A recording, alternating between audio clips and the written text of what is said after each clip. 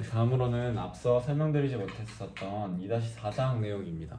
2-4장 내용을 저도 충분히 조리 있게 준비하지는 못해서 이거 하나하나 계산하는 과정과 생각하는 과정을 충분히 따라 그려드리진 못하겠지만 최대한 여러분들이 이해하는 도움이 되고자 하여 2-4장을 준비해봤습니다. 저희가 강의 자료로 저희가 책으로 가지고 있는 이 데이비드 챙의 전자기학 그 책을 잘 확인해 주시면 될 것 같고 2-4장 올소고날 코디네이트 시스템 내용을 다루도록 하겠습니다. 저희가 어떤 공간상의 좌표를 표현할 때 저희는 전자기 모델을 3차원 공간에서 다루고 있습니다. 3차원 공간에서 다룬다는 것은 저희가 기본적으로 이런 X, Y, G 조금 삐뚤어지긴 했는데 이런 X, Y, Z의 어떤 3차원 공간 내에서 저희가 위치를 표현합니다. 지금 잘 보이지가 않는 것 같은데 X, Y, G의 3차원 공간 내에서 어떤 좌표를 표현하고 어떤 방향들을 표현한다라고 이해하시면 될 것 같습니다. 이런 기본적인 XYZ 좌표계에서 그대로 XYG라는 것을 그대로 사용해서 좌표를 표현하는 것을 저희가 카르티시안 코디네이트 흔히 말하는 직각 좌표계라고 하는데요. 여러 좌표를 표시하는 방법에 다양한 방법이 있습니다. 저희가 총 오늘 3가지를 배우게 될 텐데요. 이렇게 카르티시안,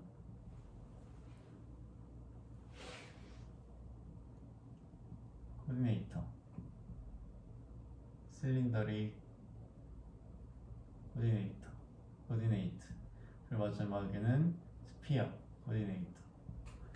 코디네이트 이렇게 3가지 스피리컬이라고 하는군요.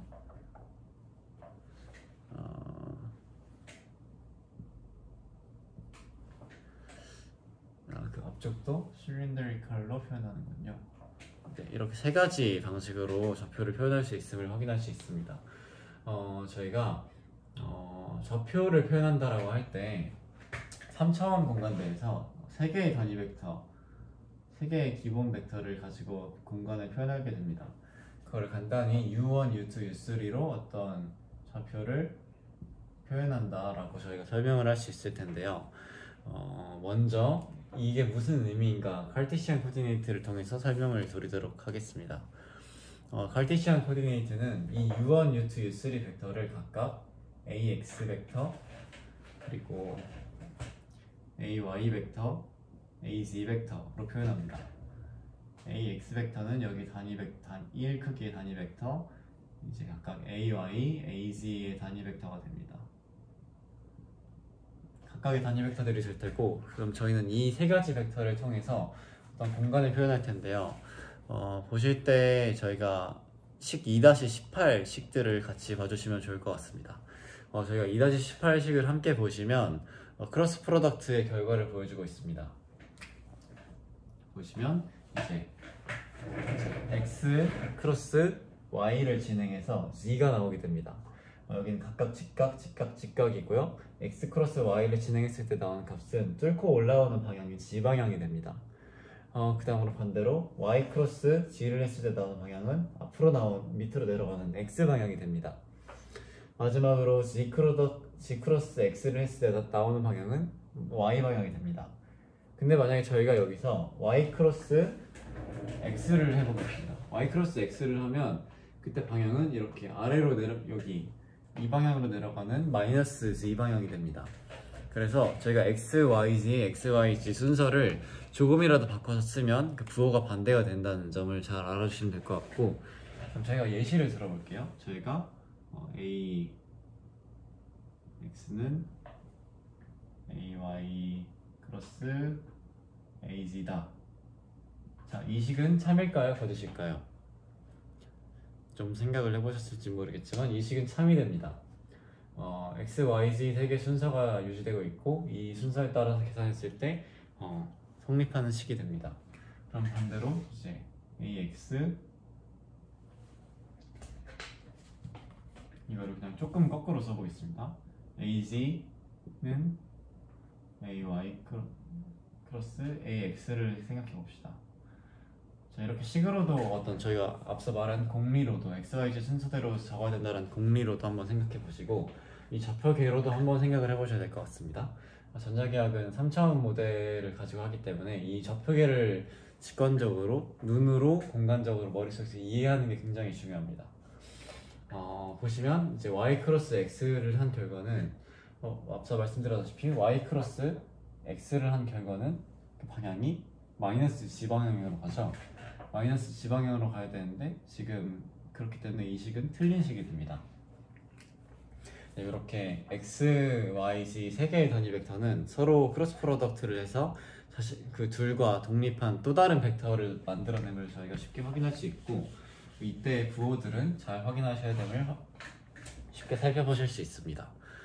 그럼 저희가 또 다른 특징을 알아볼 수 있는데요. 이제 2-19식을 보시면 x 크로스 x.y, y.z 그리고 x.z 각각의 값들은 전부 다 0이 됩니다. 보시면 그 말인즉슨 이렇게 각각의 값들은 전부 다 직각, 직각, 직각 이 세 개가 전부 다 직각을 유지하고 있는 단위 벡터다 임을 확인할 수 있습니다. 기본적으로 저희가 쓰는 이 카르테시안 코디네이트, 실린더릭 코디네이트, 스피어 코디네이트는 각각의 단위 벡터가 직각입니다. 마찬가지로 2-18식처럼 두 단위 벡터의 크로스 프로덕트는 또 다른 남아있는 한 가지 한 가지 단위 벡터를 가지게 됩니다. 저희가 이런 특징을 가지는 것을 바탕으로 저희가 이제 2-4장의 그림, figure 2-8을 함께 보실 텐데요. 저희가 이런 3차원 공간상에서 예를 들어 2, 4,5라는 좌표를 표현하는 것을 생각해 봅시다. 오늘 그 튜터 세션에서도 잠깐 짚어드렸을 텐데요. 여기 x 좌표에서 2, y에서 2, 3, 4 그리고 z에서 1, 2, 3, 4, 5 위치를 보도록 하겠습니다. 그러면 이거를 어렵지 않게 이렇게 그때 배웠던 개념을 최대한 머릿속에서 끄집어내서 이렇게 직사각형을 그려줍니다.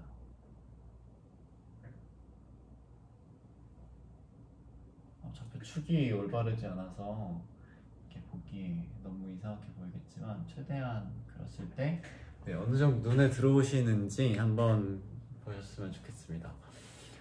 저희가 전자기학을 판서로 강의를 하던 그래픽으로 강의를 하던 사실 요새는 그래픽으로 이미지가 너무 잘 나와 있습니다. 그렇지만 이미지로 나와 있는 것을 그대로 보는 것은 저희 머리에 크게 들어오지 않아요. 직접 손으로 그려보셨을 때 이 정보들이 머릿속에 잘 들어오게 됩니다.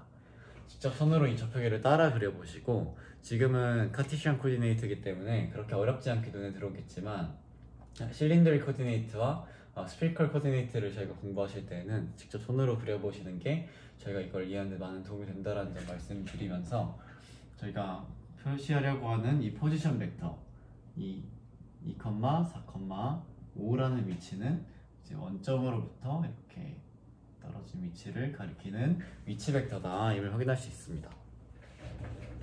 근데 저희가 여기서 이때 이 위치 벡터 이 OP로 향하는 이 위치 벡터를 또 다른 방식으로 표현할 수 있습니다.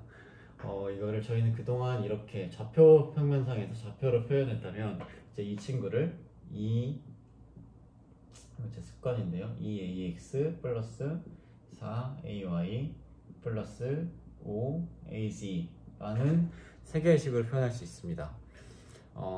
책이나 교수님은 단위 벡터를 먼저 쓰고 스칼라를 쓰는데 그렇게 하시는 게 좋고요. 저는 제가 따로 배운 강의 영상에서 습관적으로 이렇게 쓰시는 성질 때문에 저는 이런 식으로 표현을 하고 있습니다. 2ax, 4ay, 5az 라는 값으로 이런 한 OP라는 좌표를 표현할 수 있고요. 이게 보시는 바와 같이 이제 식 2-21로 이 앞선 예시를 표현한 것과 같다라고 보시면 될 것 같습니다. 저희가 이 가운데서 어떤 단위 아주 짧은 미소 길이를 표현하는 것을 설명드리도록 하겠습니다. 제가 만약에 이 좌표 평면 내에서 이런 짧은 길이의 변화가 있어요. 짧은 길이의 변화가 있으면 여기 A가 있고 B가 있겠죠? 그럼 A라는 지점과 B 지점으로 가는 이 짧은 길이 단위 벡터를 저희는 그냥 이렇게 큰 이렇게 진행 방향 중에 있는 이게 충분히 작진 않지만 이게 정말 아주 미세 DL 정도의 크기라고 생각하고 이 DL 벡터를 한번 표현해 보도록 하겠습니다. 이제 DL 벡터도 마찬가지로 이렇게 저는 표현할 수 있을 텐데요. 이 친구도 마찬가지로 AX 그리고 AY 그리고 AZ 이라는 세 개의 값으로 표현할 수 있습니다. 그런데 이때 보시면 이제 이 각각의 변화량들을 볼 수 있어요. 저희가 A에서 B까지 가는 동안에 X의 변화량이 대략 마이너스 정도 됐겠죠. 그러면 우선 dx 그리고 여기서 가는 동안 y의 방향은 대략 플러스 정도가 되겠죠. dy 그리고 여기서 살짝 미세하게 올라가고 있는 변화라고 봅시다. 그럼 이 친구는 또 다른 dz 각각 이게 플러스를 값을 가지든 마이너스의 값을 가지든 이 좌표계 내에서 이 직선으로서 이제 어떤 표시되는 작은 미소 길이 성분은 이렇게 dx, dy, dz에 ax, ay, ag가 붙은 값으로 표현할 수 있다는 점을 봐주시면 좋을 것 같습니다. 그리고 이제 여기에서 또 다른 중요한 개념이 있습니다. 바로 미소 면적인데요. 미소 면적을 표현할 때 이번엔 저희가 이 3차원 공간 상에 한 아주 작은 블럭을 설명한다라고 생각해 보겠습니다. 작은 블럭을 설명할 때 이렇게 아주 작은 이쯤에 있는 아주 자그마한 블럭이 있어요. 자그마한 블럭이 있고요. 이 자그마한 블럭을 한번 설명하는 데 있어서 얘를 한번 이렇게 따로 그려볼게요. 충분히 크지 않아서 잘 보이지 않을 수 있지만 이 친구를 표현하면 이 친구도 보면 이 어떤 한 점을 기준으로 이만큼 dx가 있죠. 이쪽도 dx겠죠. 그리고 이만큼의 dy가 있습니다. dy가 있습니다. 그리고 이만큼의 dz가 있습니다. 각각 g방향, x방향, y방향이고요. dx, dy, dz가 있습니다. 근데 그럼 이만큼의 미소 길이 변화가 있어요. 이 점에서 이 점으로 가는 미소 길이가 이만큼 이 지점에서 이 지점만큼 가는 이 부피가 있어요. 작은 부피. 그럼 저희가 이 dv는 간단하게 저희가 그냥 정육면체, 직육면체 부피 공식 쓰듯이 dx, dy, dz로 표현할 수 있습니다. 이 점은 저의 습관이고요. dx, dy, dz로 표현할 수 있습니다. 이걸 표현하고 있는 게 저희 식 2-24번 식이 되겠고 이렇게 카르티시안 코디네이트에서는 간단하게 dl과 dz를 표현할 수 있습니다. dv를 표현할 수 있습니다. 이렇게 dv를 표현하는 식과 dl을 표현하는 식 그리고 어떤 위치 좌표를 표현하는 식이 위와 같이 나타나게 된다는 점을 알아주시면 될 것 같습니다. 그리고 여기서 보시면 닷 프로덕트와 크로스 프로덕트의 성질이 있습니다. 우선은 이 내용들을 한번 지어보고 설명해 드리도록 하겠습니다. 닷 프로덕트와 크로스 프로덕트를 저희가 하게 될 텐데요.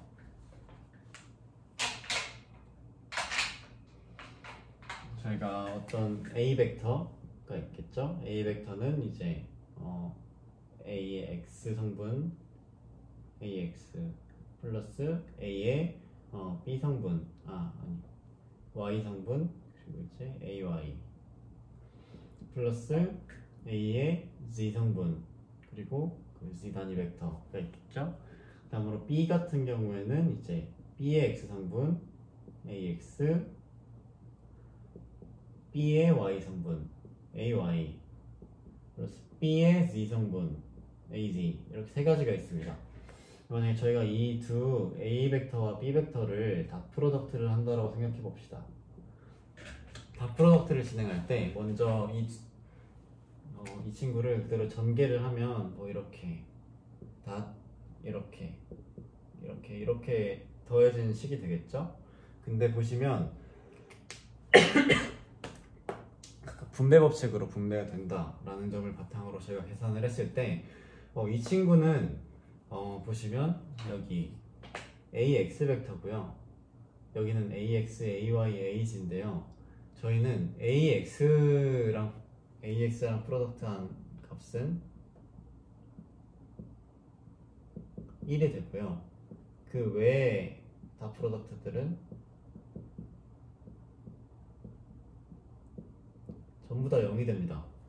그 말인즉슨 이 AX는 이 항들과 곱했을 때는 아무런 영향을 끼치지 않습니다. 그래서 결국 이 식들이 다 프로덕트에서 나온 값은 정리를 했을 때 AX, BX 그리고 AX AX 라고 말할 수 있겠고요. 마찬가지로 그 뒤에도 AY, BY 그리고 AZ, BG 라고 표현할 수 있습니다. 근데 저희가 보시면 이 앞에 있는 이 AX 다 프로덕트 하는 값은 1이 됩니다. 그래서 여기도 마찬가지로 1, 여기도 마찬가지로 1, 각각 전부 다 1이 됩니다. 그래서 이 식은 사실은 다 프로덕트라는 것은 이 앞에 붙은 상수항 개수 있죠. 여기 상수항 개수들과 단위 벡터가 있을 때 이 상수항 개수들끼리 각각 곱한 값을 다 프로덕트다 라고 설명할 수 있겠습니다. 그 다음으로는 크로스 프로덕트입니다. 크로스 프로덕트는 조금 어렵습니다. 크로스 프로덕트는 같은 개념을 바탕으로 설명을 드릴 텐데요. 먼저 A.B의 결과를 위에 그대로 적어 놓겠습니다. A.B의 결과는 AX, BX, AY, BY, AG, BG가 됐는데 이제 A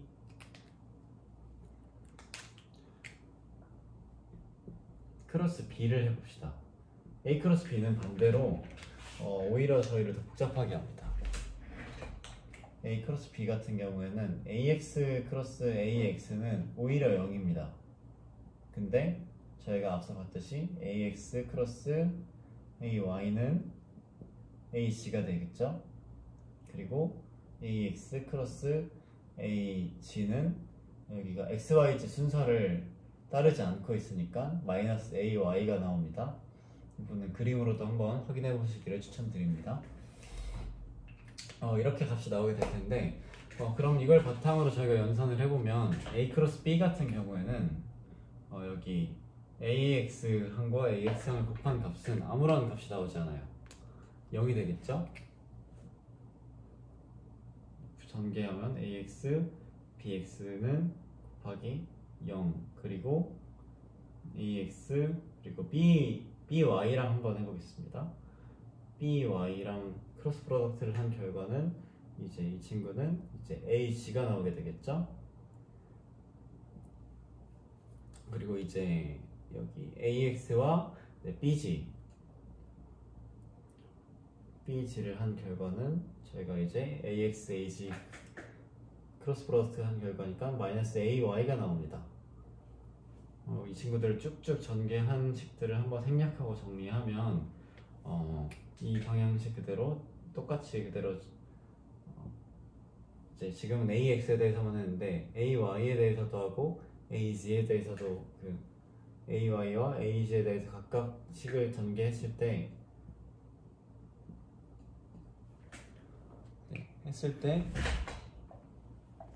저희가 책에 있는 식 2-26의 결과를 얻게 됩니다. 2-26의 결과를 보면 참 놀랍게도 이제 AX 성분에서는 이제 AY, BG 빼기 AG, BY X 성분을 제외한 값들만 다 AX로 다 나오게 됐고요. AY에서는 이제 AG, BX 빼기 AX, BG 보시면 딱 규칙이 있어요. 마지막으로 AG를 보시면 AX, BY 빼기 AY, BX로 나타나게 됩니다. 그런데 이렇게 보시면 계산하는 건 너무나 복잡하고 어려워요. 항상 이렇게 크로스 프로덕트를 할 때 계산하는 건 어렵기 때문에 위에 보시는 것과 같은 어떤 2-27의 그림이 있을 겁니다. 2-27의 그림을 보는 법을 설명을 드리도록 하겠습니다. A 크로스 B 식은 이게 선형대 수학 내용인데 AX, AY, AC가 있고 먼저 AX, AY, AC, 이제 BX, BY, BG가 있을 때 저희는 여기서 AX에 대해서는 이제 이렇게 X자로 보시면 AY, BG 빼기 여기 AG, BY를 하게 됩니다. 그 다음으로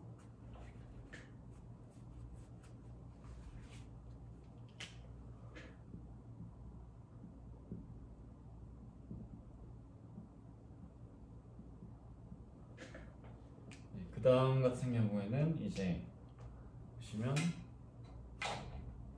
AY 같은 경우에는 이제 AZ, BX 빼기 이제 BX, AZ, BX 마이너스 AX, BG 라는 식으로 나타나게 됩니다. 보시면 똑같이 X자로 나타나고 있죠. 다음은 AG도 보시면 마찬가지로 이렇게 요거 빼기 요거 이런 식으로 나타나게 됨을 확인할 수 있습니다. 보시면 이렇게 보시면 조금 더 쉽게 보실 수 있는데 이것보다 한 단계 조금 더 쉽게 크로스 프로덕트를 계산해내는 법을 보여드리도록 하겠습니다. 먼저 여기 단위 벡터들을 그대로 적어주시고요.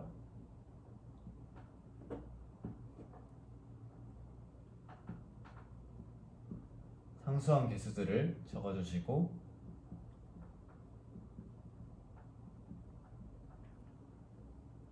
여기에 그냥 똑같이 x, y를 적죠. x, y, a, y, b, x, b, y를 적어주세요. 이렇게 적으면 조금 쉬워집니다. 이렇게 더하고 더하고 더합니다. 얘네들 다 더하고요. 이렇게 빼고 이렇게 빼고 이렇게 뺍니다. 저희가 앞서 봤던 이렇게 여기 하나 잡고 x자, 여기 하나 잡고 x자, 여기 하나 잡고 x자 했던 것과 결론적으로 같은 값이 나타나게 됩니다.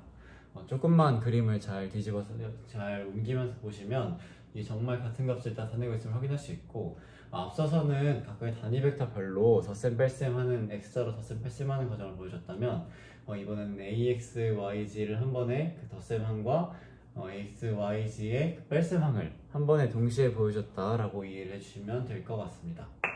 저희는 이런 식으로 크로스 프로덕트 하는 과정들을 식을 간략화를 해놨는데요. 크로스 프로덕트는 저희가 앞으로 계산은 많이 나오는데 이 계산 과정을 연습해두지 않으시면 개념을 알아도 틀릴 수가 있습니다. 그래서 크로스 프로덕트는 충분히 저 보여드린 기법대로 2-26의 식을 통해서 풀어보시거나 2-27의 식을 통해서 꼭 풀어보시기를 추천드리도록 하겠습니다.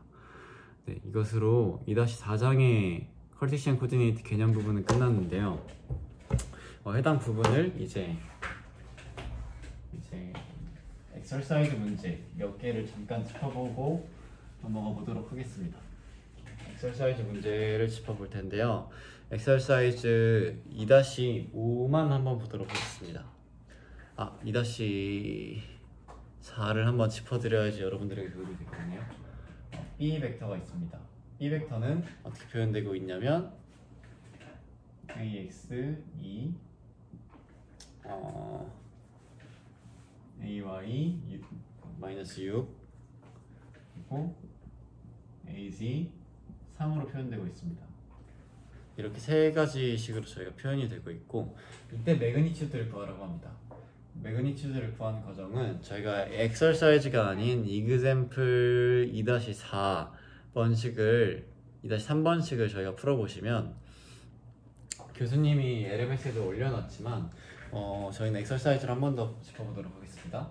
저희가 이 벡터의 매그니튜드, 그러니까 크기, 길이를 구하라는 것과 같은 뜻이거든요. 매그니튜드를 구하라는 것은 근데 길이를 구한다는 것, 이거의 크기만을 구한다는 것은 저희가 어떤 공식을 통해서 얻을 수 있냐면 B 크로스 B 프로덕트 B를 하면 둘이 닷 프로덕트를 하면 그때 나오는 값은 저희가 그 매그니튜드 값과 코사인 세타를 하게 되는데, 이 같은 벡터니까 코사인이 같은 방향을 바라보고 있으니까 이 코사인 세타 항이 1이 되겠죠? 저희는 이 항을 무시할 수 있습니다. 그러면 이 값이 매그니튜드 제곱임을 확인할 수 있어요. 그래서 이것식을 바탕으로 저희는 매그니튜드를 구하고 싶으면 다 프로덕트를 자기끼리 서로 해서 그 나온 계산 값을 루트 시켜준 게 이거의 매그니튜드, 즉 길이 성분이 된다라고 이해해 주시면 될 것 같습니다. 한번 해보면 다 프로덕트는 저희가 앞서 말했듯이 같은 방향 성분만 뽑아옵니다. 그 말인즉슨 저희는 이 친구들 중에서 2 곱하기 2 플러스 마이너스 6 곱하기 마이너스 6 플러스 3 곱하기 3을 한다는 것 같은 의미입니다. AX, AX, AY, AY, AZ, AZ 세 가지만 같이 하기 때문에 이렇게 다 프로덕트를 하게 되고, 이 값은 계산해보면 4, 9 플러스 36 더해보면 루트 49가 됩니다. 즉 7이 됩니다. 이걸 바탕으로 책에서 답을 7이라고 하고 있는데, 이 값이 7이 되는 이유는 보시는 바와 같이 이런 연산을 통해서 B의 매그니튜드를 알아냈기 때문에 이렇게 말하고 있다 라고 알아주시면 되겠습니다. 그럼 이제 이걸 바탕으로 저희가 이제 A, B, 그러니까 B의 단위 벡터를 한번 표현해 볼 텐데요. B의 단위 벡터란 이렇게 칼티시안 코디네이트에서 표현하고 있는 X, Y, Z랑은 다른 개념입니다. 그냥 B라는 벡터가 가지고 있는 단위 벡터라는 것 자체를 표현하는 것이고, 이게 어떤 칼티시안 코디네이트 안에 포함된 단위 벡터는 아닙니다. 그럼 이 친구는 이 칼티시안 코디네이트를 표현하고 있는 이 XYZ 단위 벡터로 표현할 수 있게 될 텐데요. 이때 하시는 방법은 이제 B의 크기로 P 벡터를 나눠줍니다. 그러면 쉽게 7분의 2 AX 마이너스 7분의 6 AY 플러스 7분의 3 AC가 되겠죠. 보면 이 7분의 2, 7분의 6, 7분의 3을 각각 계산기에 넣어보시면 0.296, 0.857, 0.429 그냥 책에 나와 있는 정답과 같은 값임을 확인할 수 있습니다. 이걸 바탕으로 이 두 번째 식도 간단하게 풀어볼 수 있었고요. 근데 C번 문제 같은 경우를 보겠습니다. C번 문제 같은 경우에는 X, Y, Z 축과 이루고 있는 값을 표현하라고 합니다. 한번 이 친구를 시각화해 보겠습니다. 직접 그려보겠는데요. 저희가 이 좌표 평면상에서 X, Y, Z 좌표가 있을 때 2, 마이너스 6, 3 정도의 위치를 봅시다. 그러면 이제 Y가 많이 삐뚤어졌는데요. 요 정도 위치, 그리고 요 정도 위치.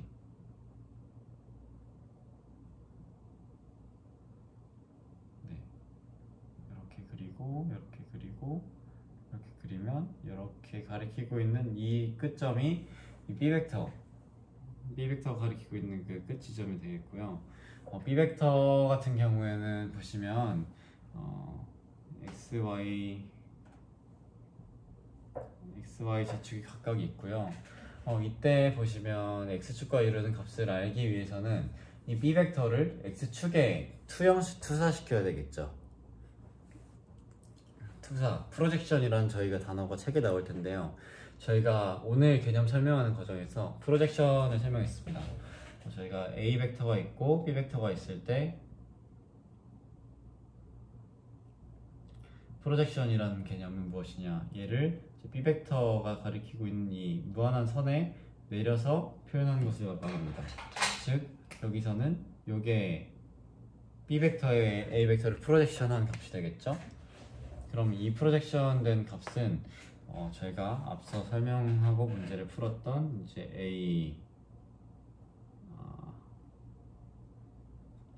크로스 A.B 한데서 이제 여기서 이거는 A의 크기와 B의 크기를 같이 가지고 있으니까 얘를 B의 크기를 나눠준 녀석이 되겠죠. 프로젝션을 한다는 것은 이런 방식으로 A 크로스 B를 통해서 구해낼 수 있습니다. 얘는 결국 다시 A 코사인 세타가 되겠고, 다시 말해 얘는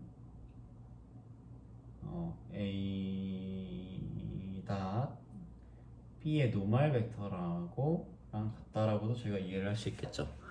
저희 책에 어딘가에 있는 문제 중에 보시면 이런 프로젝션 문제가 있는데 이런 개념은 이렇게 푼다라고 이해를 해주시면 될 것 같습니다.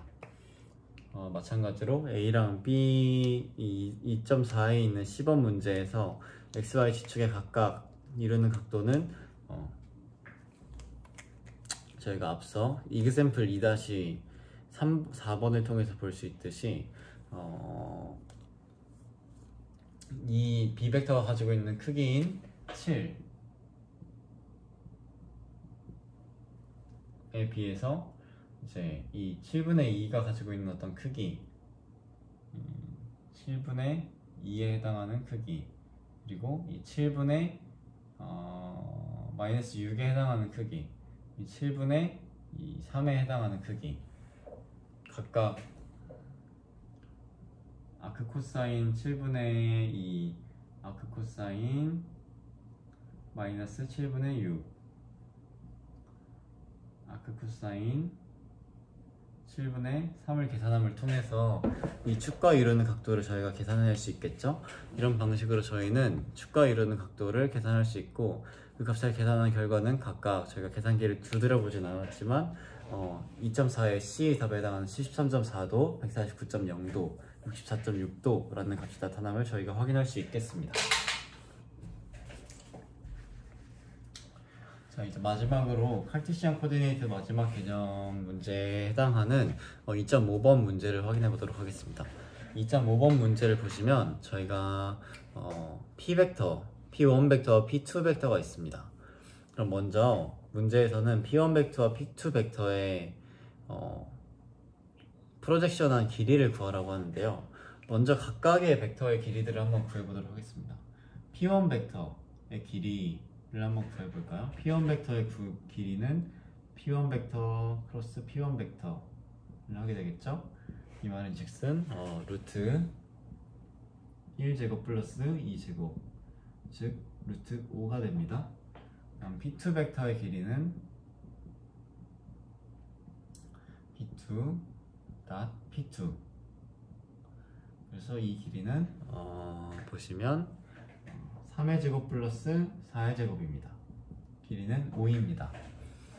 보시면 이와 같이 각각의 길이가 루트 5와 5임을 확인할 수 있습니다.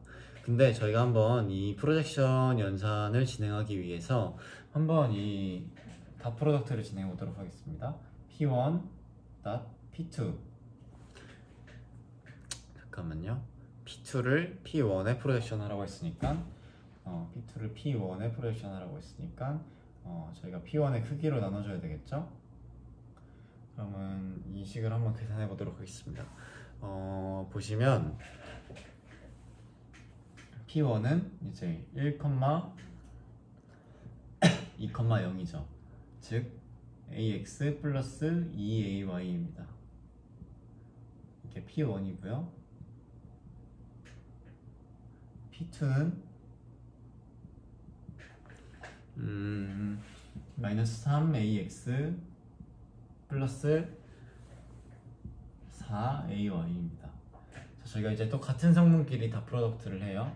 그러면 같은 성분끼리 다 프로덕트를 하면 이제 마이너스 3 플러스 8이 됩니다. 그러면 이 밑에 값은 나중에 생각하고 둘이 다 프로덕트 한 값을 보시면 마이너스 3 플러스 8이 돼서 이 값은 5가 됩니다. 근데 저희가 이제 프로젝션이라고 했죠. 프로젝션을 한다고 했으니까 이제 여기서 OP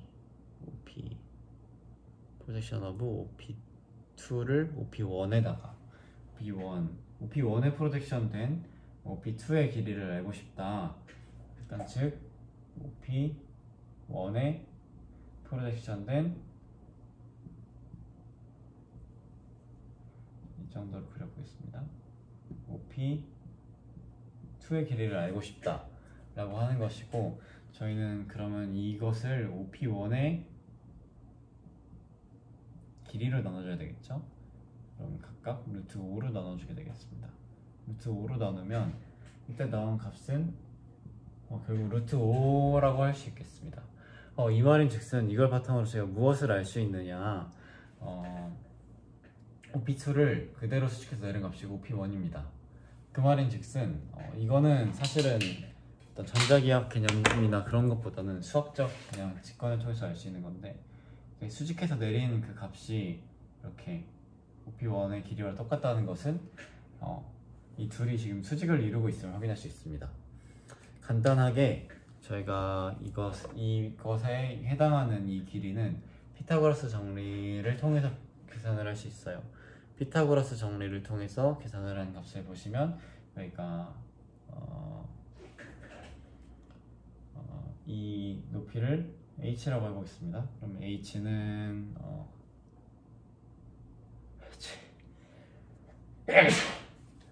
25 빼기 5, 이걸 제곱한 값은 25, 그리고 루트 5에 제곱한 값은 5 해서 이 값은 루트 20, 즉 2 루트 5가 됩니다. h는 2 루트 5가 됩니다. 그럼 저희는 이제 이걸 바탕으로 2.5번의 B번에 해당하는 문제인 이 삼각형의 넓이를 구하라 라는 값을 볼 수 있습니다. 삼각형의 넓이, 여기가요 루트 5고요, 여기가 5고요, 그러니까 2 루트 5입니다. 2 루트 5 곱하기 루트 5를 한 값은, 삼각형 넓이를 구하는 식은 밑변 곱하기 높이 곱하기 2분의 1입니다.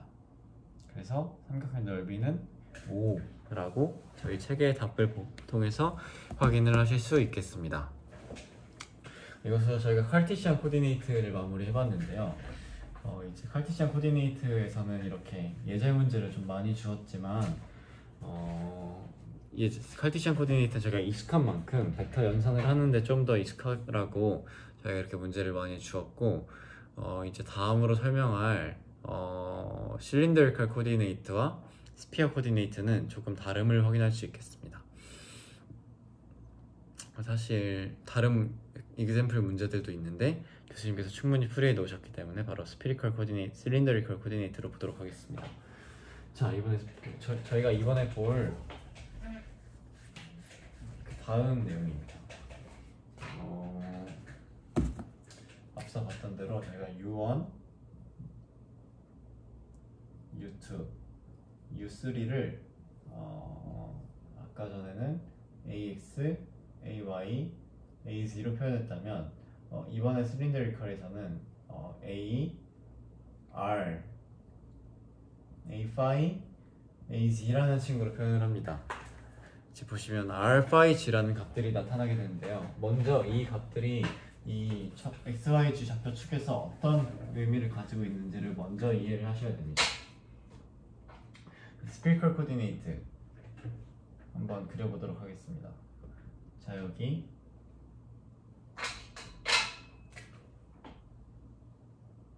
똑같이 XYG 플레인을 그려보겠습니다. X, Y, G 플레인이고요. 저는 원통을 그릴 때, 원통 좌표계라고 해서 원통인데요, 원통을 그릴 때 먼저 가운데 원을 적당히 그려줍니다. 그리고 위쪽으로 적당히 이렇게 똑같이 보이는 원을 그려주고, 조금 작으면 다시 이렇게 그려줍니다. 다시 그리고 이제 여기를 그려주고, 이제 아래쪽까지도 확장해서 좀 비뚤어져서 확장해서 이거를 이어서 그려줍니다. 이제 밑쪽, 뒤쪽도 같이 그려줍니다. 여기는 잘못 그렸네요. 뒤쪽처럼 만들어줍니다. 보시는 것처럼 이렇게 원통을 표현했는데요. 저희가 이 원통을 통해서 좌표를 표현한다라는 것을 한번 이해를 해보도록 하겠습니다. 원통을 통해서 좌표를 표현한다는 것, 저희가 기존에는 어떤 이 좌표를 표현한다고 할 때 이 x, y, g 세 가지의 파라미터로 이 위치를 표현했습니다. 그런데 이제는 대략 이쯤에 있는 어떤 좌표를 표현해 봅시다. 이 좌표가 이렇게 찍으면 모르겠죠. 이 찍으면 모르겠기 때문에 이걸 한번 표현해 보도록 하겠습니다. 이 친구는 대략 이렇게 xy 평면에 내렸을 때 이제 xy 평면에 내렸어요. x축이나 y축이 아니라 xy 평면에 내렸을 때 이 정도의 r 곱하기 ar 방향을 가진 위치에 이렇게 찍히는 녀석을 가지고 있고, 이제 이 친구는 한 번 더 마찬가지로 이만큼의 돌아간 각도를 가지고 있습니다. x축을 기준으로 이 정도의 각도가 돌아가 있습니다. r파이만큼의 각도가 돌아가 있습니다. r만큼의 길이와 파이만큼의 각도, 그리고 이제 보시는 바와 같이 이제 g축을 기준으로 g만큼의 높이, z만큼의 높이를 가지고 있어요. 그럼 이 z만큼의 높이를 가지고 있는 이 지점을 저희가 이렇게 화살표로 이어볼 수 있겠습니다. 여러분 이거를 한번 그려보시는 걸 추천드립니다. 그리는 게 어렵겠지만 그려보시는 걸 꼭 권장드립니다. 이렇게 어떤 한 포지션을 나타낼 때 그동안 저희가 x, y, g로 표현했다면 이번에는 한 포지션을 나타낼 때 r, phi, g로 나타내게 될 겁니다. 여기 소문자 r로 표현하고 있고요. 이 소문자 r, phi, g로 표현한다는 것은 보시는 바와 같이 r은 이제 이 중심 g축을 기준으로 퍼져 있는 위치, 그래서 이 원통이 커졌다 작아졌다 하는 거는 이 r, 얼마나 멀리 떨어져 있는 위치를 표현하고 있는가를 나타내고요. 이 phi를 나타내고 있는 건 얼마나 이게 돌아가 있는가를 표현하고 있고요. g는 어느 정도의 높이를 가지고 있는가를 표현할 수 있습니다. 이 원통 좌표계를 우리가 왜 배우냐 갑자기 궁금해질 수도 있는데요. 저희가 나중에 미리 맛보기를 하자면 어떤 전선이 있어요. 길쭉하게 일자로 쭉 무한히 뻗은 전선이 있습니다. 그 전선에서 이 전선 지점에서 퍼져나가는 어떤 전기장과 이 지점에서 퍼져나간 전기장은 어차피 무한하니까 여기나 여기나 여기나 여기나 이 G축 내에서는 똑같겠죠. 그러면 그때 구한 전기장은 G에 무관하게 계산할 수 있습니다. 그리고 마찬가지로 이게 전기장이 이렇게 퍼져나간다고 합니다. 전기장은 이렇게 한 점을 기준으로 이렇게 퍼져나가는 방향으로 전기장이 발생하게 되는데요. 그러면 이 전기전 흐르는 축을 기준으로 동일하게 퍼져나가게 된다면 이 각도에도 무관하게 됩니다. 각도에도 무관하게 돼요. 그럼 저희는 이제 무엇만 보면 되느냐? 이 r만 보게 됩니다. 이 r과 r 벡터만 보면 이 좌표축 내에서 3차원 코디네이트 내에서 이제 해당하는 전기장을 기존에는 x에 따라 구하고 y에 따라 구하고 뭐 코사인 쓰고 사인 쓰고 해서 구해야 되는데, 이제는 이렇게 r, phi, g로 표현했을 때는 r만 가지고 이 식을 해결할 수 있음을 저희가 쉽게 확인해 볼 수 있습니다. 자, 이렇게 표현하기 위해서 저희가 지금 실린더리컬 코디네이트를 배워보았고요. 이제 이 실린더리컬 코디네이트를 좀 더 확장해서 배워보도록 하겠습니다. 자, 이때 여기에 있는 단위 벡터는 조금 특이합니다. 먼저 r 단위 벡터입니다. r 단위 벡터는 이제 여기서 좀 더 바깥으로 빠지는 방향의 벡터 AR 벡터가 있고요. 이제 AR 벡터 다음으로 있는 R phi 벡터는 저희가 이걸 알아야 돼요. 이 AR 벡터가 있어요. 근데 AR 벡터라는 녀석은 저희가 확인하셔야 될 부분은 이 위치에 따라 달라집니다. 저는 포지션이라고도 쓰고 R이라고도 쓰는데 이 옆에 붙은 괄호가 뭐냐, 저희가 Y는 X 하면 X에 따라 fx 하면 X에 따라서 이 값이 변한다라는 걸 의미하잖아요. 마찬가지로 이 AR에 괄호 치고 R이 들어가 있는 거는 이 위치에 따라서 다르고 이 위치에 따라 다르고 이 축 이 위치에 따르고 이 축을 기준으로 여기서 AR 벡터가 각각 다 다름을 표현하고 있습니다. 어느 위치에 있느냐에 따라서 AR 벡터가 가리키는 방향이 한때는 이쪽이었고 어떤 때는 또 이쪽이었고 어떤 때는 이쪽이었고, AR 벡터의 방향은 위치에 따라 변하는 값임을 확인할 수 있습니다. 기존에 저희가 AX, AY, AZ는 이 직각 좌표계 이 축을 기준으로 변하지 않았는데 이제 이 AR 벡터는 위치에 따라 변하게 됩니다. 그렇게 위치에 따라 변하게 되는 벡터가 또 하나 있습니다. 바로 A, phi 벡터인데요. a phi 벡터는 이렇게 AR 벡터랑 수직하면서 동시에 이 친구는 XY 평면 위에 있습니다. XY 평면 위에 있고요. 이건 무엇을 보시면 도움이 되느냐? 피규어 2-10을 보시면 도움이 될 겁니다.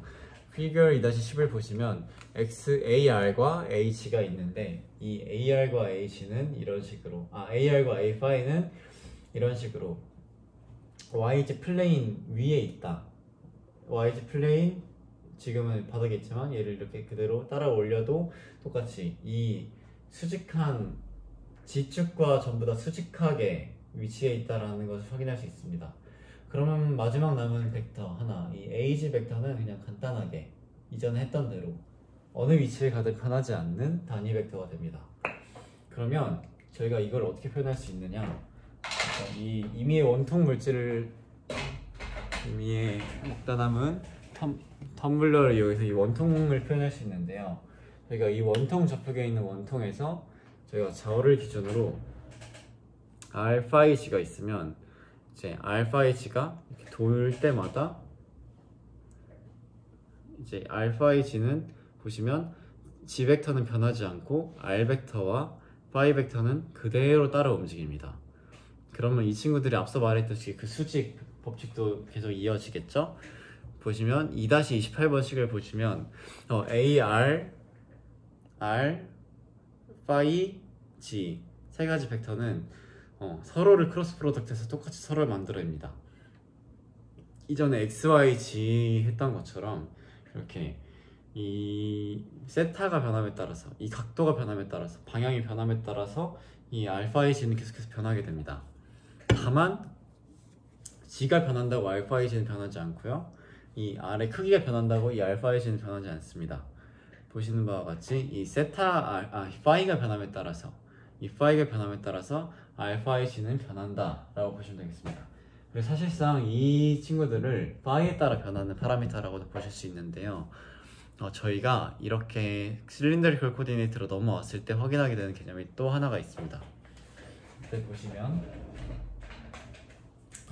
이 영역의 어떤 단위 길이를 한번 살펴보겠습니다. 이 미소 길이 똑같이 DL을 살펴볼 텐데요. DL을 한번 정의 내려보도록 하겠습니다. DL을 이 G를 기준으로 이 축으로부터 기준으로 너무 흐릿하네요. 네, 그런 짧은 호드파이 하나를 생각해 보도록 하겠습니다. 짧은 여기 호드파이가 한 개가 있고요. 여기 보시면 짧은 DL이 있습니다. DL을 이렇게 가져와 봤고요. DL을 보시면 친구는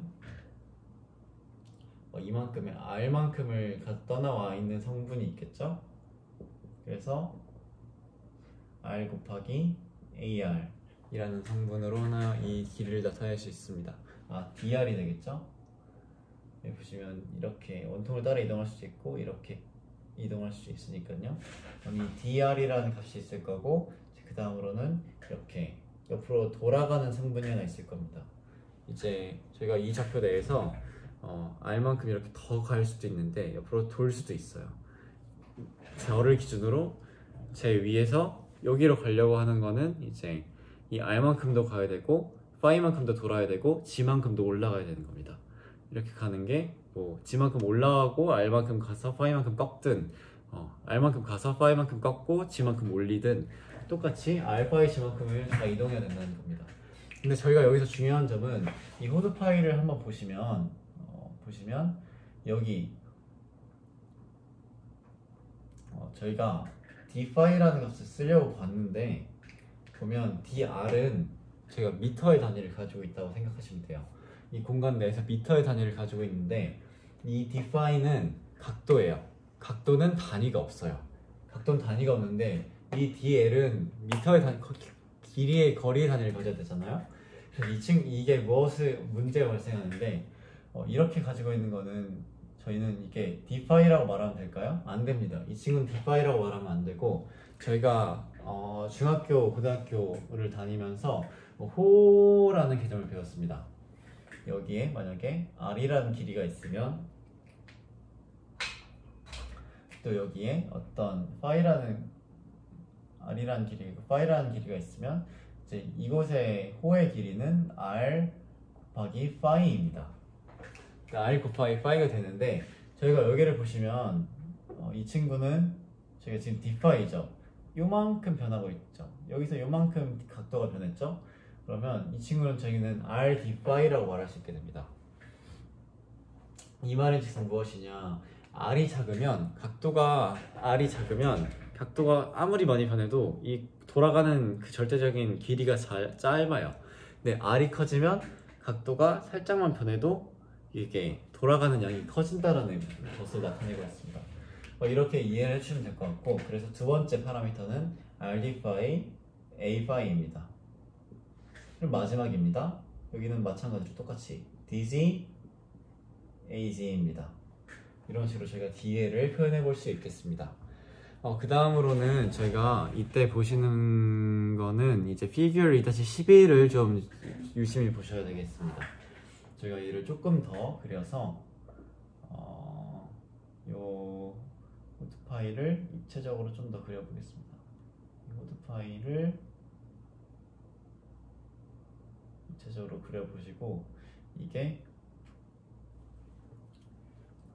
이만큼의 위치에서 조금 더 확장된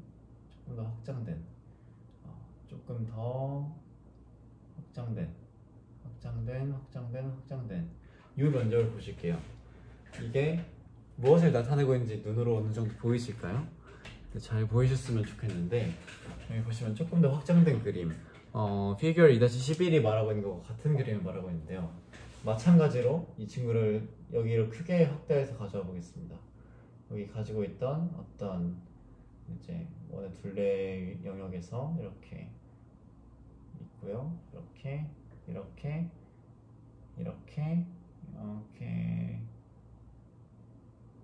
기둥이 있습니다. 이렇게 있는데 여기를 보시면 저희가 똑같이 보겠습니다. 요만큼의 DR이 생겼어요. 그리고 요만큼의 앞서 말했다시피 RD phi가 있어요. 그리고 요만큼의 DG가 있습니다. 사실 여기는 엄밀히 말하면 R 플러스 DR이 들어간 상태에서의 D phi입니다. 그래서 이거는 정확히 말하면 이렇게 복잡히 말해야 되는데, 저희가 이런 디퍼런셜, 아주 작은 조각의 세계에서 저희가 수학적으로는 이 디퍼런셜 곱하기 디퍼런셜은 정말 매우 작습니다. 수학적으로 항상 무시를 했습니다. 항상 무시를 했기 때문에 저희가 이 값을 그냥 간단하게 R d phi라고 합니다. 물론 여기는 진짜 R d phi가 맞아요. 이 안쪽은 R d phi가 맞는데 바깥쪽도 그냥 R d phi라고 저희가 이야기를 하겠다는 겁니다. 그리고 사실 이게 보시면 이게 어떤 파인애플 둘레 같은 모양이 돼요. 파인애플 둘레 같은 한 큐빅 자른 모양 같이 되는데, 저희가 이 파인애플 큐빅도 엄청 잘게 자르잖아요. 그럼 이게 그냥 둥그란지 네모난지 모를 정도로 큐빅으로 보이잖아요. 그런 것처럼 이것도 수학적으로, 그냥 직관적으로가 아니라 수학적으로 이 친구들도 직사각형으로 봅니다. 직육면체로 봅니다. 보기에 모양은 이렇게 되어 있지만 이 친구를 직육면체 모양으로 봐서 똑같이 어떤 DV 볼륨을 말할 때 DR 그리고 RD phi DG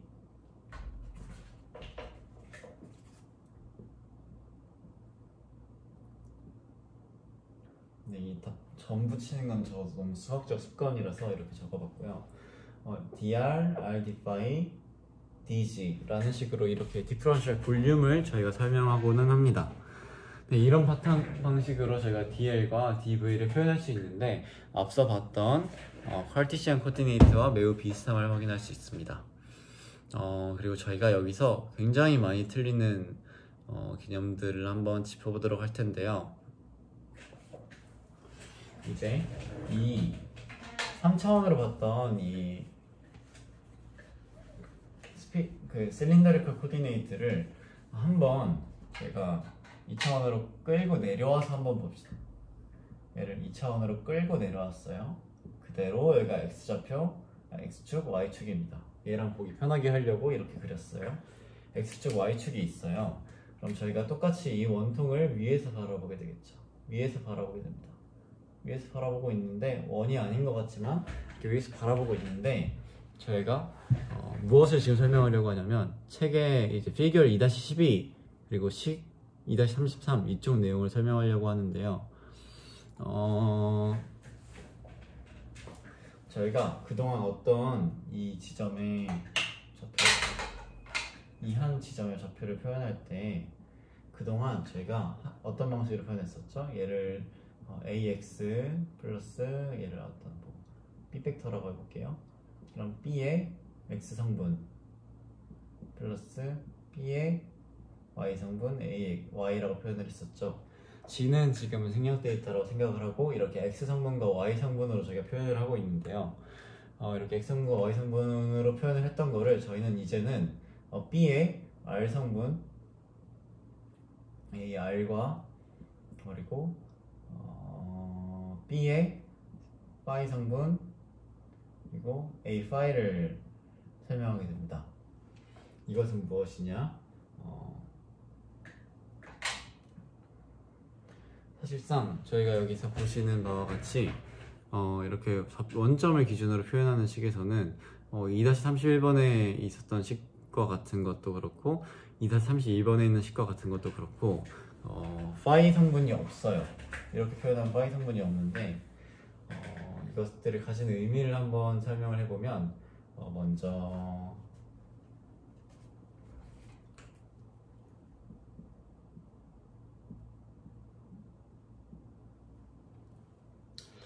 얘를 어떤 식으로 표현하면 phi가 생기냐면요. 이런 곳에서 시작하는 좌표를 표현하거나 여기서 그냥 완전 냅다 이렇게 그리는 식을 표현하면 이렇게 r 성분과 phi 성분으로 표현할 수밖에 없게 됩니다. 그냥 이렇게 표현할 수 있다라고 이해를 해주시면 될 것 같고 그냥 이런 것들은 추후에 설명드리도록 하고 먼저 이 지금 개념을 설명드리도록 하겠습니다.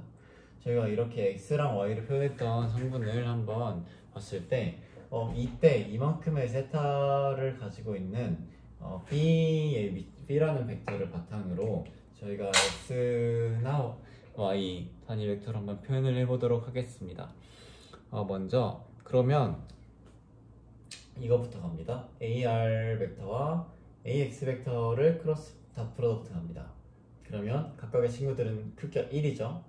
1이니까 네, 나오는 값은 코사인 파이만 나오게 됩니다. 둘 사이의 각도가 코사인 파이이기 때문이죠. 만약에 근데 이제 a 파이와 ax를 이렇게 곱하게 됩니다. 그럼 보시면 ar 벡터는 이쪽을 향하고 a 파이 벡터는 이쪽을 향하는데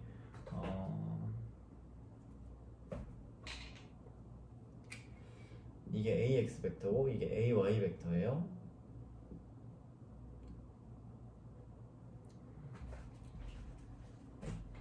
여기서 AR 벡터는 이쪽을 향하고 A 파이 벡터는 이쪽을 향하는데 기존에 있던 AX 벡터는 이쪽을 향하고 좀 더 크게 같아야 되니까요. A Y 벡터는 이쪽을 향합니다. 이렇게 보시면 이제 각도를 그대로 이어갔을 때 여기가 세타면 여기가 세타가 되겠죠. 보시면 이 a 파이와 ax가 이루는 각도는 보시면 보시면 이 각도를 보실 수 있겠죠. 이 각도에서 90도 마이너스 세타가 되겠죠. 코사인 2분의 파이로 하겠습니다. 2분의 파이 마이너스 세타가 됩니다. 근데 2분의 파이 마이너스 세타 코사인에서 이렇게 표현하고 있는 값은 저희는 사인 세타로 표현할 수 있습니다. 마이너스 세타죠. 마이너스 파이였으니까. 그러면 저희가 이렇게 표현하고 있는 값은 사인 마이너스 세타로 표현할 수 있게 됩니다. 사인 마이너스로 표현된 이 값은 저희가 보시는 바와 같이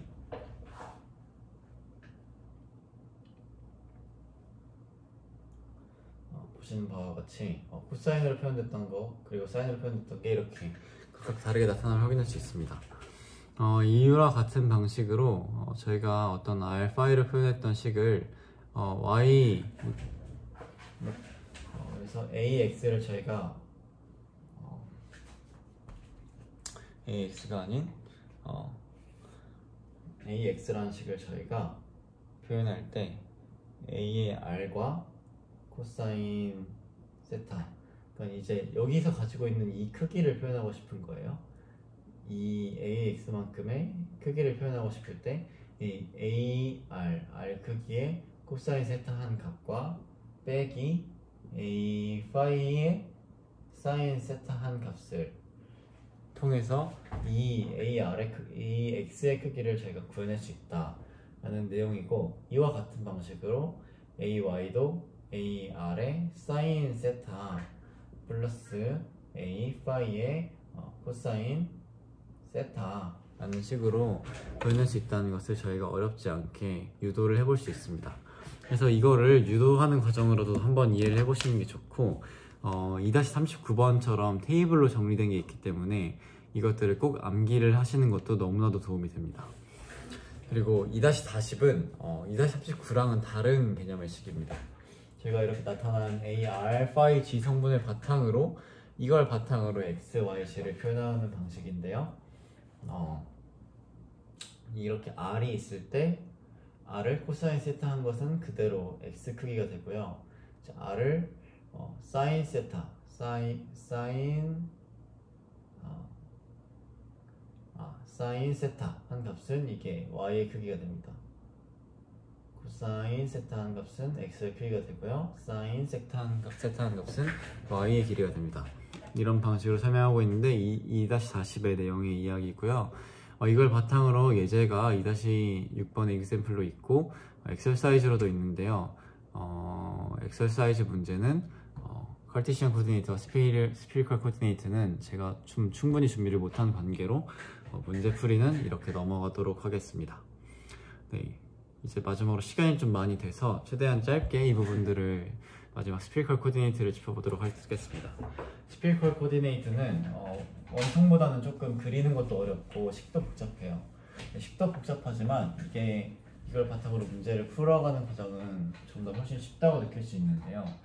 이제 마지막으로 스피리컬 코디네이터를 나타내는 값들은 AR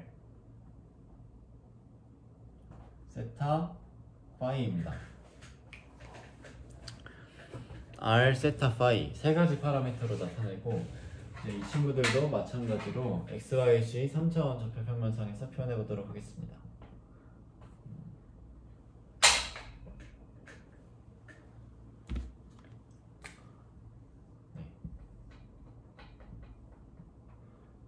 이렇게 3차원 좌표 평면상에서 표현해 보도록 할 테고, 마찬가지로 저희는 이번에 구를 그려보겠습니다. 구를 그릴 때 구가 제일 어려운데요, 그리기. 이렇게 원을 조금 진짜 못 그렸네요. 원을 한 땀 한 땀 이렇게 그려봅니다. 원을 그래도 나름 원처럼 보이게 한 땀 한 땀 그려봅니다. 원을 그렸으면요, 이제 그 다음에 이 위쪽으로 이렇게 실제 원처럼 그려봅니다. 실제 원처럼 그려보고 나면 이제 이 뒤쪽으로 나오는 이거를 그렸으니까 이렇게 위로 올라오는 원을 그려봅니다. 위로 올라오는 원을 그리기가 제일 힘들어요. 이렇게 위로 올라오는 원을 그리고 나면 이렇게 구의 모양이 나타나는데요. 이제 뒤쪽을 조금 제가 지워가면서 최대한 모양을 잡아보도록 하겠습니다.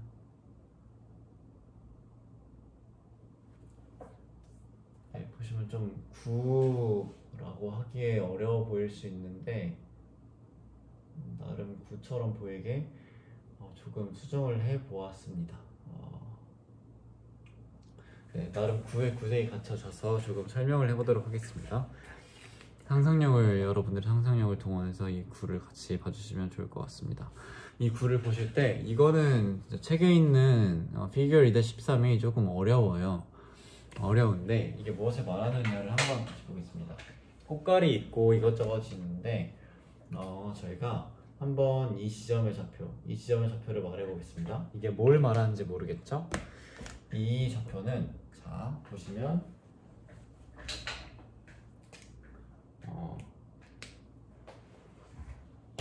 원점을 기준으로 바로 여기까지 오는 어떤 반지름 R이 있습니다. 반지름 R이 있고요. 이게 이 G축으로부터 이제 돌아간 정도를 표현하는 세타가 있습니다. 아까는 파이였는데 이번엔 세타예요. 세타라는 녀석은 이제 이 G축으로부터 얼마나 돌아가는지를 나타내는 세타라는 각도 파라미터가 있습니다. 세타 각도 파라미터가 있고 이제 이 G축으로부터 얼마 내려가는지를 보여주고 있습니다. 이 마지막으로 이 파이를 다시 한번 볼 텐데요. 이 파이를 보기 위해서 이 어딘지 모르겠는 이 R을 X, Y 평면으로 쭉쭉 끌고 내려와 보겠습니다. 끌고 내려오면 이쪽에 내려오게 될 거고요. 이 친구는 이렇게 끌고 내려오면 네, 좀 보이실까 싶은데 이게 밑에 있는 게 R입니다. 이 위에 있는 게 대문자 R이고요. R의 길이고요. 이 대문자 R의 길이는 원점을 중심으로 여기까지 길이를 나타낸다면 소문자 R은 저희가 G축을 기준으로 한 길이를 나타냈어요. G축을 기준으로 한 길이를 나타냈기 때문에 여기서 재든 이만큼 올라가서 재든 똑같아요. 그래서 저희가 이 소문자 R을 표현할 때 XY 평면으로 내려서 보는 게 가장 편하다고 말하고 있습니다. 이렇게 이쪽으로 내려서 봤을 때 이때 이만큼 돌아간 이 각도를 마찬가지로 세타라고 파이라고 합니다. 보시면 저희가 여러 개의 파라미터를 바탕으로 이 알파 H가 또 표현이 되고 있는데요. 자 보시면 먼저 이만큼 제 몸을 기준으로 설명해 드리도록 하겠습니다. 제 몸을 기준으로 이제 이만큼 내려간 위치에 세타가 있어요. 그리고 이만큼 돌아간 위치에 파이가 있어요. 그리고 이만큼의 길이를 가지고 있는 좌표가 있습니다. 이렇게 한 번 더 표현할 수 있고요. 제 몸으로부터 이렇게 이 정도 길이를 가진 무작위의 위치가 있고 이때 그 무작위의 위치 중에서 특정된 한 가지 이 세타 이 방향이 있습니다. 그러면 이 세타 방향 중에서 고정된 한 가지 파이가 있습니다. 이 고정된 한 가지 파이, 그럼 이 지점을 이렇게 표현할 수 있는 겁니다. 네, 좀 꼴샤납, 좀 우스꽝스럽게 좀 표현을 했던 것 같은데 이렇게 알파 H 세 가지 파라미터를 바탕으로 이렇게 한 좌표를 표현할 수 있음을 저희가 이렇게 그림을 통해서 볼 수 있었고요.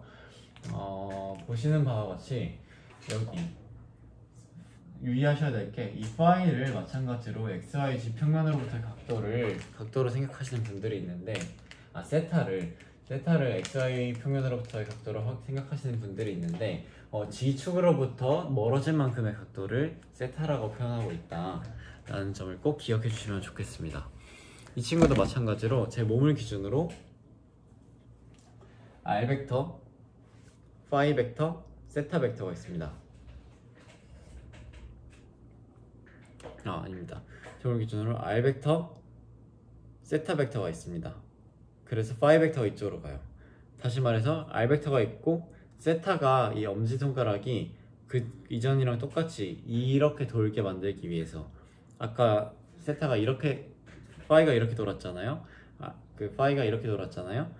그거를 똑같이 맞추기 위해서 R이 있고 파이가 똑같이 이렇게 움직이는 것을 맞추기 위해서 세타가 여기 있다라고 생각하실 수 있어요. 자 보시면 이제 지금 세타가 0입니다. 세타가 0일 때는 이제 뭐가 R이죠? R이 위쪽을 향하고 세타는 이렇게 앞쪽 방향을 향하고 파이는 이쪽을 향합니다. 근데 이렇게 돌면 돌수록 이제 파이도 같이 돌겠죠. 근데 이때 여기서 보시면 세타가 내려갑니다. 세타가 내려가면 세타가 커지면 이렇게 손이 내려가고요. 마찬가지로 이 파이 벡터는 계속 이렇게 원뿔 모양을 계속 돌게 됩니다. 파이 벡터는 이렇게 원뿔 모양을 계속 돌게 되고 r 벡터는 그냥 계속 몸으로부터 이제 일직선 방향을 계속 가리키고 있습니다. 그리고 세타는 아래쪽을 바라보고 있고요. 그래서 세타가 아까는 이 XY 평면에서 이렇게 바라보고 있었다면 이제는 내려와서 XYZ 평면 세 가지 좌표로 다 표현이 되는 위치를 표현하고 있습니다. 자, 보시면 이렇게 세타 벡터는 이 XY로만 돌고 평면에서만 돌고 G 쪽으로는 돌고 있지 않아요. 근데 이 세타는 이렇게 돌고 있지만 R은 이제 위쪽을 바라보고 돌고 있고 파이는 아래쪽을 바라보고 돌고 있습니다. 조금 더 내려서 이제 이 파이 세타가 90도가 됐어요. 세타가 90도가 되면 이제 무슨 일이 생기냐, 이제 파이도 똑같이 계속해서 변함없이 한결같이 이 XY 평면 내에서 이렇게 돌고 있는데 이제 R 벡터가 XY 평면 내에 붙었고요. 이제 이 세타 벡터가 완전히 아래쪽을 바라보게 됩니다.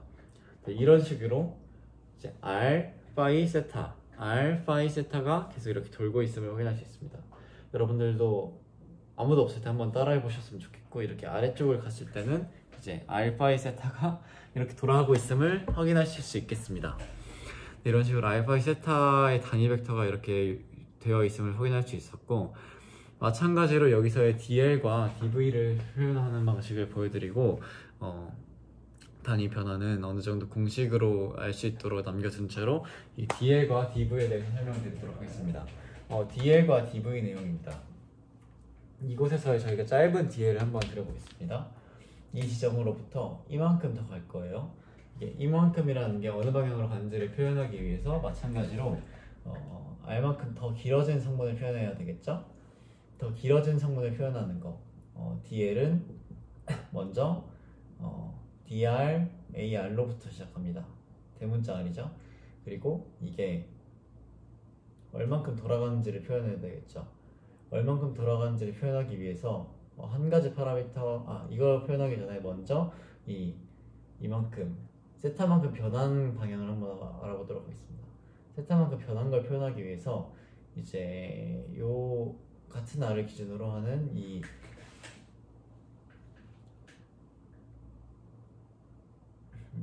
요만큼의 D 세타를 가지고 요만큼의 R을 가졌는데 요만큼 방향만 변한 어떤 D 세타를 한번 보겠습니다. 그러면 이 친구는 R, D 세타 그리고 A 세타가 됩니다. 제가 맞게 하고 있을까요? 네, R 맞습니다. R, D 세타, A 세타. 이만큼 올라간 녀석을 또 저희가 볼 수 있어요. 근데 저희가 여기서 이제 여기는 한 번 더 이쪽으로 돌려야 되잖아요. 파이 방향으로 돌려야 되잖아요.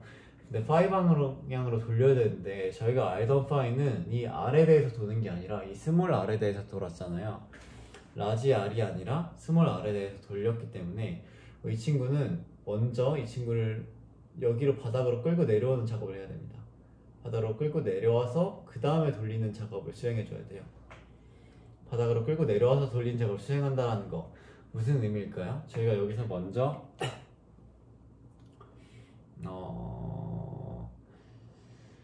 이 세타를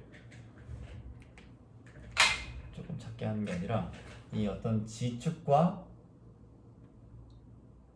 이번에는 좀 생소할 수 있는데 전 R축이라고 이해를 하고 설명을 하고 있는데요.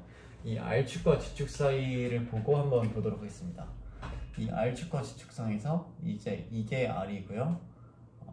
요게 세타입니다. 저희가 이 R 내에서 이걸 뚫고 나와서 돌아가는 방향, 이게 안으로 파고들어서 돌아가는 이 방향의 어떤 어떤 세타의 변화를 표현하기 위해서 이렇게 나타내고 있고, 먼저 이 R이 나타내고 있는 요 R 길이를 스몰 R 길이를 알아야 되는 거잖아요. 그러면 저희 R과 이 세타를 바탕으로 계산할 수 있는 것 맞습니다. 저희가 이 R 사인 세타를 통해서 스몰 R의 길이를 얻어냅니다. 이런 방향으로 스몰 R의 길이를 저희가 얻어낼 수 있어요. 그럼 이렇게 스몰 R의 길이를 얻어내면 R 사인 세타를 바탕으로 스몰 R의 길이를 얻어내면 여기는 스몰 R의 길이를 얻어내면 그만큼 같게 해주기만 하면 됩니다. 앞서 보였다시피. 그럼 이제 여기서 r sin 세타를 하는 데에서 d파이만큼만 해줍니다. 그리고 a 파이를 붙여줍니다. 이게 dl입니다. 정말 어렵지만 잘 따라와주고 계십니다. 이게 dl이고, 이제 이번에는 이 구호 내에서 제가 차마 그리지는 못하겠어서, 이건 제 작도 실력으로 따라갈 수가 없어서 피규어 2-14를 보시면서 설명하는데, 마찬가지로 여기서도 이 dl을 구했을 때와 같이 r의 변화와 이 여기서 바깥으로 뻗어나가는 이 r의 변화와 이렇게 아래쪽으로 그 세타가 커지는 방향으로든 세타가 작아지는 방향으로든 작아지는 요만큼의 그 변화량, 요만큼의 그 R 방향 변화량과 그 요만큼의 세타 방향 변화량, 그리고 요만큼의 제 시선으로 그려보도록 하겠습니다. 세타 방향만큼의 변화량, 그리고 이때 변화하는 이 파이만큼의 변화량, 그럼 이것을 곱한 이것이 또 수직을 나타내고 있겠죠? 그러면 이제 R만큼의 변화량인 dr, 세타만큼의 변화량인 r d세타와 그리고 이제 이 파이만큼의 변화를 표현하기 위해서 r을 땅바닥에 쭉 꽂아 내리꽂은 이 r sin 세타에서 돌아간 만큼의 r sin 세타에서 돌아간 만큼의 r sin 세타 d 파이, r sin 세타 d 파이, 이 세 가지 파라미터들을 곱해서 dv를 얻어낸다. 그래서 즉 dv라는 녀석은 이제 dr, r d 파이, r d 세타, 그리고 r sin 세타 d 파이 라고 이렇게 dv를 표현할 수 있음을 확인할 수 있겠습니다. 그래서 보시면 저희가 이제 앞에 있는 페이지 중에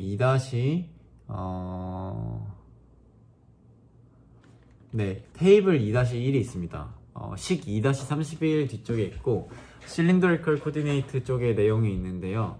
거기에 보시면 이 디퍼런셜 볼륨에 대한 것들을 수식화해 놓은 게 있고, 각각의 매트릭스 코에피시언트라고 하는 H1, H2, H3가 있고, 이때 기본 벡터라고 하는 뭐 U1, U2, U3에 대한 값들이 있습니다. 보시는 바와 같이 각각의 좌표계에서 U1, U2, U3로 쓰고 있는 단위 벡터가 다름을 확인할 수 있고, 이때 매트릭스 코에피시언트라고 하는 이 R, 스몰 r, 그리고 라지 r sin 세타라고 하는 값들이 각각에 이렇게 붙는 것을 확인할 수 있습니다. 저희가 이것을 응용한 식이 이후에 뒤쪽에 나오게 될 텐데요.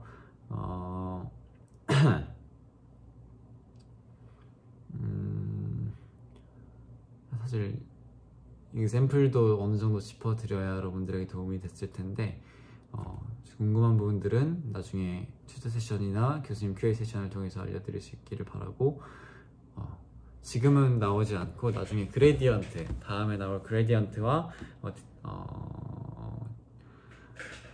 그레디언트 이후에 나올 다이버전스 컬 내용을 통해서 배워보실 수 있음을 확인할 수 있겠습니다.